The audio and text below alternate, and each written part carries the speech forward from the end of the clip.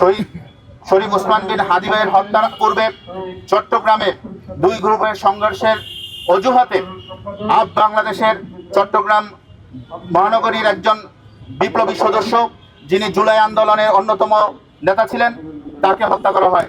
তার প্রতিবাদ করতে না করতেই 3 দিনের মাথায় আমরা দেখি জুমাবারে শহীদ শরীফ ওসমান হাদী ভাইয়ের উপর আক্রমণ করা হয়।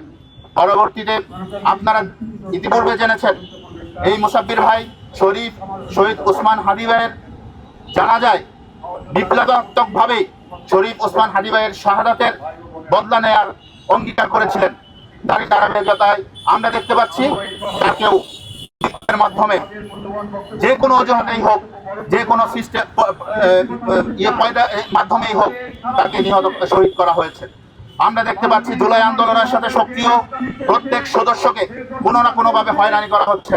সুরভিকে মিথ্যা মামলায় হয়রানিমূলকভাবে রিমান্ডে নেওয়ার পর শক্ত অবস্থানে, জুলাই আন্দোলনকারীদের শক্ত অবস্থানের কারণে তাকে জামিন দিতে বাধ্য হয়েছে। আমরা বলতে চাই, এই ইন্টেরিয়াম সরকার, আমরা আমাদের আগের বক্তব্যে অসংখ্যবার বলেছি, ইন্টেরিয়াম সরকার একটা খোঁজা সরকার। এই ইন্টেরিয়াম সরকারের কোনো গাছ নেই। এই ইন্টেরিয়াম সরকার যাদের বদৌলতে এই মসনদে বসেছে, তাদের উপরে এখন ছুরি বসানোর চেষ্টা করছে। আমরা সতর্কভাবে বলে দিতে চাই, জুলাই আন্দোলনের প্রত্যেকটা সৈনিক এখনো জীবিত। আপনি একজন একজন করে তাদেরকে বিভিন্ন পয়দায়, বিভিন্ন মাধ্যমে নিহত করে, শহীদ করে আপনি জুলাই আন্দোলনের স্পিরিটকে দমিয়ে দেওয়ার চেষ্টা করবেন। আর আমরা এখানে বসে বসে আমরা আপনাদের চিত্র দেখবো, আপনাদের অবহেলা, অবজ্ঞা এবং ব্যর্থতা দেখবো। সেই সন্তান আমরা নয়। আমাদের মধ্যে তরতাজা জুলাইয়ের স্পিরিট এবং তরতাজা জুলাইয়ের রক্ত এখনো বহমান।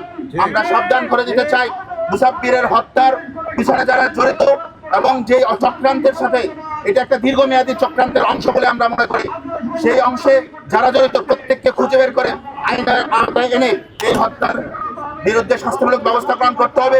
শহীদ শরীফ ওসমান হাদী ভাইয়ের হত্যার পিছনে যারা জড়িত, যাদের নাম এসেছে, তাদেরকে অতি শীঘ্রই গ্রেফতার করে আইনের আওতায় আনতে হবে।